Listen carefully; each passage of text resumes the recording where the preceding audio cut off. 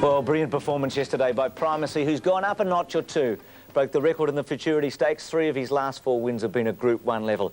Keith Hillier, changing of the guard, Scalacci on the out and Primacy on the up? I think that's fair comment, Bruce. And Mick Dittman spoke in glowing terms. I've not heard him speak so enthusiastically about the prospects of a sprinter than what he had to say after the win of Primacy. It was a speed track at Caulfield yesterday. Primacy, you remember, set records, and Waikakamukau equalled 1 and 2 were held by Vo Road. Yeah, he nearly missed a couple. Your impressions, Max, of Primacy and his status in Australian racing right now? Oh, I think he's an outstanding sprinter. He was before yesterday. As you said, Bruce, he's gone up a notch. Certainly, though, Scalacci doesn't seem to be the horse he was, but nevertheless, with a great trainer, perhaps he can get him back. He's just had on Scalacci. I thought Scalacci in the run was a good thing, Keith. I didn't realise they were going quite so quickly. Black Rouge outside of him. Alderson sat up outside Primacy. Deposition was there with Terrare. But at this very minute, those that have backed Scalacci, I reckon, would have been pretty happy. Now, Alderson strolls up to them. That's him 3 out from the rail in the predominantly blue colours. You couldn't believe that from that position he was going to miss a place, and Scalacci gets a split, and it's bye-bye, because Scalacci wins at the finish. Primacy wins, thank you, with a lot of authority, doesn't he? His acceleration was impressive, wasn't it? This is a test of a top weight for H horse to accelerate as he did. Deposition was impressive. It was a very good run, a bit of a surprise. You'd have to say that Scalacci disappointing and Alderson was disappointing yesterday. Yes, indeed. And now that Primacy is going to try to be only the 5th horse to win successive Newmarket handicaps. He won with 52 kilos as a 3-year-old last year. He's got 58 next Saturday. Now, I know you don't go back to Aspen, who won in 1880 and 81. Gothic you probably saw in the 20s. He was a good horse, wasn't he? Oh, he was a very good horse, yes. Max would remember Yes. Gothic. Correct, and the other one, Razor Sharp. Well, Keith spoke to David Hayes after the race about Primacy and his immediate future. Only a week to the Newmarket. Will he back up again and try for back-to-back wins, David? Well, Mick was sort of very easy on him in the last furlong because we've had the Newmarket in mind. If he pulls up well, I'd be very keen to run him in the Newmarket. That was one of his best performances today because he had some tough opposition, including Scalacci, the race title holder. That's right. Well, you know, Scalacci's the champion sprinter, and he's met him twice now and beaten him. So, I think there might be a new one. Well, that might be past tense, yes. Scalacci was the champion sprinter. Yes, well, the ownership hasn't changed much, but the train has, maybe. Yeah, raced in the same interest, aren't they? Scalacci and Primacy, and David Hayes is having a little jab at Lee Friedman, his great mate, saying, well, I've taken your place, Lee, with this one. That's right. It might be a big day for David, too. He stands to win a $100,000 BMW convertible if he wins in Canberra. The Black Opal, yes, St. Covered wins there, and he's also got the favourite in the Blue Diamond. He won't know where to look. They're within about a half an hour of one another. Waikakamukau, what a name for a horse. But he was successful yesterday. It set up for him a bit. This false rail, I mean, how you can justify a false rail at Caulfield on Futurity Stakes Day is beyond me. I can't find one excuse for it. I don't care if they're trying to save the ground for the Blue Diamond. Surely the Futurity... In fact, the Futurity Stakes is a much more important race than the Blue Diamond Stakes.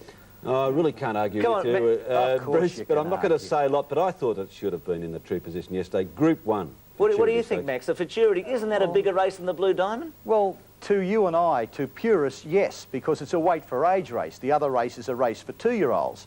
But I do think as far as the punter is concerned, the Blue Diamond would have the greater turnover. I abhor the fact that you've got to use a false rail when you've got a Group 1 race. Well, if you're so keen on Sunday racing down there, why not put all the Group 1s in the normal position and have the preliminaries on the Saturday? But certainly, no movable rail right out when you've got a Group 1 race. Well, while we're talking about this is because yesterday Mr Mutual Respect and Pride of Rancho, as we picked them up, both had to be ridden upside down and set the race up for Waikakamukau, who's in the cerise colours, and he would have been a good thing done, Keith, because you see him running into the back end of them before the turn. This is a very big performance. This is only Waikakamukau's 2nd win. He has always been spoken about as a stayer with potential. He was given a chance in the Derby. Trainer John Hawkes. Not much of a chance the way he was ridden in the Derby, by the way. You're in a critical mood this morning. No, it was a terrible ride with Mahogany sitting on the fence and him back last. What side of the bed did you get out of? Anyway, here's Waikakamukau storming home to equal the track record, but John Hawkes is still going to dodge Mahogany. He's not going to take him on in the Australian Cup Super Saturday, next Saturday at Flemington. Well, Mappley Star just being run down there, and Mr Mutual Respect and the other one, Pride of Rancho, both ridden upside down. You've seen a fair bit of this horse. Do you think he can win the AJC Derby, Max? I think he's got the potential to have a good chance. The problem with a horse like Waikika Mukau is, as you pointed out, he gets back in his races. When horses get back, they've got to have luck. They've got to have the tempo on up front. They've got to have a few things fall into place for them. It did for Waikika Mukau yesterday. If it did in the AJC Derby, it'd be hard to hold out. Well, Keith spoke with the trainer John Hawkes immediately after the win. Is Mahogany's presence in the Australian Cup next Saturday the reason why Waikika Mukau won't contest that race? Yeah, well, I just didn't think he was perhaps, you know, at this stage, being a 3-year-old, he just wasn't quite up to that bracket, and so I've just gone the easier road and stayed in his own age bracket. No second thoughts now that your horse has equalled the record? No, I'm happy just to stay in his own age bracket, Keith, and, you know, let all the others, you know, bang themselves about a bit, and hopefully by the time we get back to Sydney, they'll be a bit tired and I'll be nice and fresh. Well, I wonder if Western Red will be tired, Max. He won the Canterbury Guineas yesterday. Yeah, well, he's a bit tired last Saturday, wasn't he? When he was beaten in the Chipping North and beaten about 6.5 lengths. Just quickly, did you back a winner yesterday? No, well, look, no, I am uncomfortable at present. I'm not in harmony with my universe. Well, no one backed a winner at Caulfield, Max. You're not Robinson Crusoe.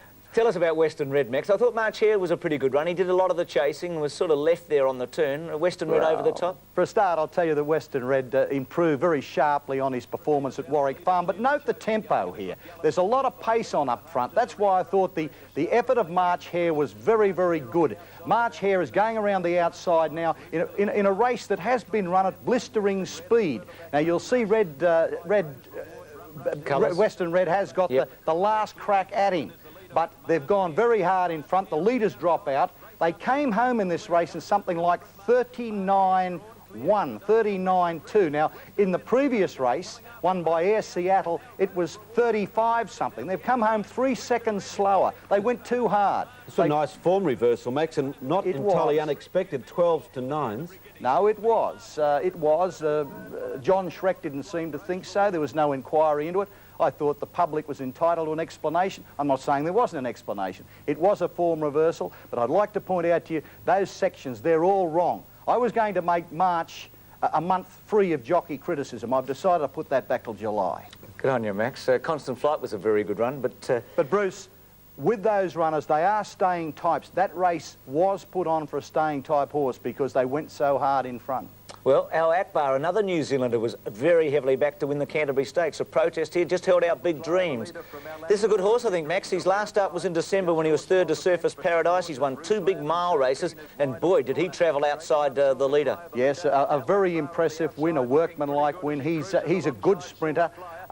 Big Dreams isn't quite in the same category as Primacy, makes a very good race out of it.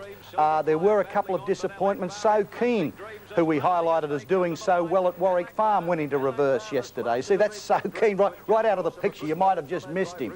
But I thought it was very disappointing. But certainly the winner is a horse of potential and can be placed to advantage. Ruslan over the top? Well, that race wasn't really run to suit him, but I think there's a query over Ruslan. I'd want to be looking at Ruslan very closely and be getting odds about him in future races, which you didn't get yesterday. Air Seattle, a good solid win, just held off an old 9-year-old in 50 reserve, but he's going to get fitter, Air Seattle, and he'd have to be a chance down the BMW. Don't take old Thrifty Reserve too lightly. Only about a month or so ago, he ran an Australian record for a mile. He's a good racehorse. Where did he run that, Max? At Hawkesbury. Oh, right, OK. Was there any cynicism there? Well, if they at Randwick, you'd think a bit more of it, wouldn't you? Well, a shade more of it, but nevertheless, there was still plenty of merit in the performance anyway. Now, in this race, you'll notice a little jockeying here between Craig Carmody and Kevin Moses. You can see in the green, the horse in the green colours just behind the leaders trying to get a run.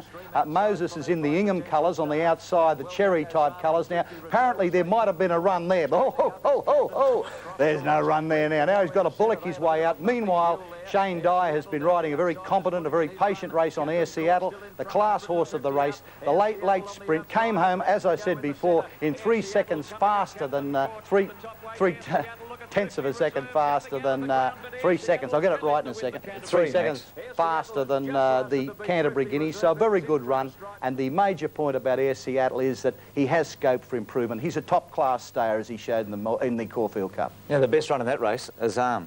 Did you notice him in the last 50 metres? I did too, and Old Thrifty Reserve, if he'd been stoked up a little earlier, he might have won the race too. Yeah, no, I wasn't having a go at him, Max. I just think when you break a record at Randwick, you think You're a more bit of testy today. Oh, like you, Max. I'm not in harmony. I couldn't back a winner. Dr. Zachary, Max, I think this is the most significant 2-year-old race so far of the season.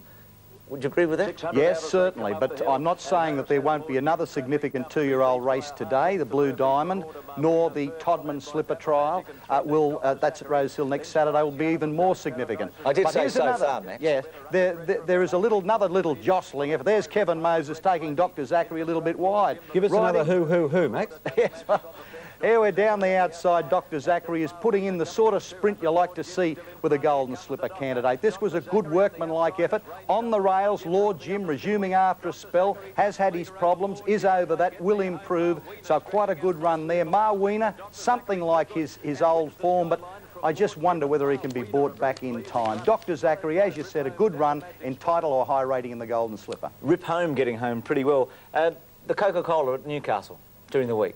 Well, Newcastle is a notorious graveyard for good things. Look at Mahogany got beat up there. A horse called Poivik was down in the 2-year-old race, didn't quite live up to expectations, but again, don't wipe him off yet. There were excuses. Next Saturday is question time for Poivik. He'll answer whether he's got the Golden Slipper quality or not. St. Covered 6-4 on for the Black Opal. Keith, run us through the Blue Diamond. Mr. Vitality favourite? Yes, firstly, Bruce, the filly Tennessee Morn won't run. She's gone amiss. Mr. Vitality is the favourite. Hurricane Sky, second line of betting, 11-4, Racer's Edge, and then Renacci. Take Tennessee Morn out of that market. All the Colts and Geldings top the market, and I think that Hurricane Sky can win. First time in blinkers, barrier 1, the stable's having a hot trot, and Hurricane Sky's my Blue Diamond tip. Max, tip? Mick Dittman has tipped Vitalik a good thing. I think he's wrong. I think Keith Hillier will be right. Hurricane Sky. Well, Vitalik ran about 3 years ago, Max. Mr. Vitality's going, I am on the wrong side of the bed, and I'll leave you alone, Max. He'll win Hurricane Sky. Yes, he will. Next He'll week, get Max, you right. See you next week. Glad you got my parcel. I didn't want to waste that, Gel. See you, Max. A break. Athletics after this. Thanks, Keith.